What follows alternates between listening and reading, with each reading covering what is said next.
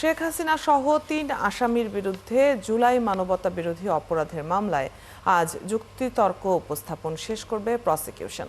আর চানখারপুলে ৬ জন হত্যা মামলায় দ্বিতীয় দিন জবানবন্দি দেবেন জুলাই আন্দোলনের অন্যতম সমন্বয়ক উপদেষ্টা আসিফ মাহমুদ সজীব ভুঁইয়া। বিচারপতি গোলাম মর্তুজা মজুমদারের নেতৃত্বে আন্তর্জাতিক অপরাধ ট্রাইব্যুনালের পঞ্চম দিনের মতো যুক্তিতর্ক উপস্থাপন করবেন চিফ প্রসিকিউটর তাজুল ইসলাম। শেখ হাসিনা সহ ৩ আসামির বিরুদ্ধে হত্যার নির্দেশনা, হত্যা সহ ৫টি সুনির্দিষ্ট অভিযোগ প্রমাণে প্রসিকিউশন গত ৪ দিন নানা যুক্তি তুলে ধরে। এই মামলার ২ আসামি শেখ হাসিনা ও আসাদুজ্জামান খান কামাল পলাতক আছেন। গ্রেপ্তার আছেন অপর আসামি সাবেক আইজিপি চৌধুরী আবদুল্লাহ আল মামুন। এখন পর্যন্ত ৫৪ জন এই মামলায় সাক্ষী দিয়েছেন। এদিকে ৫ আগস্ট চানখারপুলে শহীদ আনাস সহ ৬ জন হত্যা মামলায় দ্বিতীয় দিনের মতো ট্রাইব্যুনালে সাক্ষ্য দেবেন আসিফ মাহমুদ সজীব ভুঁইয়া। এছাড়া আশুলিয়ার মামলায়ও ট্রাইব্যুনালে সাক্ষ্য গ্রহণ হবে।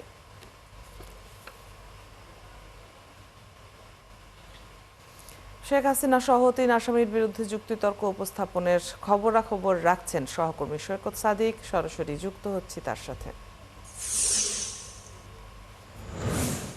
সৈকত, চানখারপুলে ৬ জন হত্যা মামলার যুক্তিতর্ক উপস্থাপন কি শেষ হয়েছে কিনা, কি খবর আছে আপনার কাছে? সবশেষ পরিস্থিতি জানাবেন।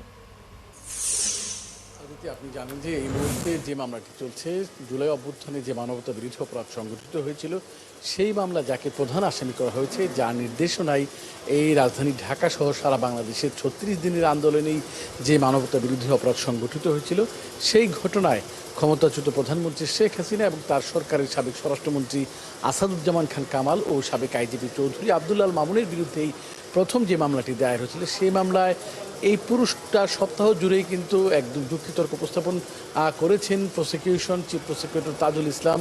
এই মামলায় ইতিমধ্যে ৫৪ জন সাক্ষী যারা দিয়েছেন, সাক্ষ্য গ্রহণ কার্যক্রমের পরেই এই যুক্তিতর্ক উপস্থাপন শুরু হয়েছে এবং এই যুক্তিতর্ক খণ্ডনের জন্য হাসিনা এবং কামালের পক্ষে রাষ্ট্র নিযুক্ত যে আইনজীবী রয়েছেন অ্যাডভোকেট আমির হোসেন, তিনিও যুক্তিতর্ক খণ্ডন করবেন।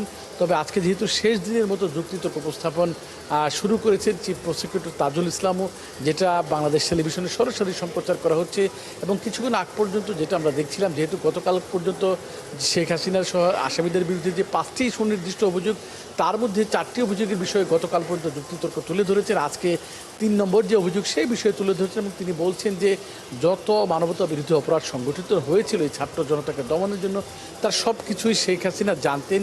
তার জ্ঞাতস্বরেই, তার নির্দেশনায় এইসব ঘটনাগুলো ঘটেছে এবং কিভাবে, কোথায়, কিভাবে অপরাধ সংগঠিত হবে এবং কার নির্দেশনা হবে, এবং তার যে 2 সহযোগী আসাদুজ্জামান খান কামাল, যার বাসায়, ধানমন্ডির বাসায় প্রতিদিন রাতে বৈঠক হতো, একটি 4 জনের পুরো কমিটি ছিল, সেইখানে এই নির্দেশনাগুলো কীভাবে বাস্তবায়ন হতো সেই বিষয় হতো, এবং আইজিপি চৌধুরী আবদুল্লাহ আল মামুন তার আইনশৃঙ্খলা বাহিনীর সদস্যদের দিয়েই কিন্তু এই নির্দেশনা বাস্তবায়ন করতেন।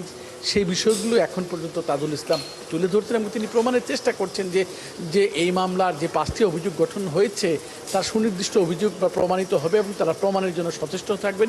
সেই বিষয়ে এখন পর্যন্ত তিনি যুক্তিতর্ক তুলে ধরছেন। এর বাইরে অদিতি ট্রাইব্যুনাল 2-এ আশুলিয়া যে 5 আগস্ট হত্যার পরে 6 জনের মরদেহ পুড়িয়ে দেওয়া হয়েছিল, সেই ঘটনা দায়ের করা মামলার আজকে 16তম সাক্ষী, মামলার একজন জব্দ তালিকার সাক্ষী, তিনি সাক্ষ্য দিচ্ছেন। এখন পর্যন্ত আমার কাছে এই হচ্ছে ট্রাইব্যুনালের সর্বশেষ পরিস্থিতি। অদিতি।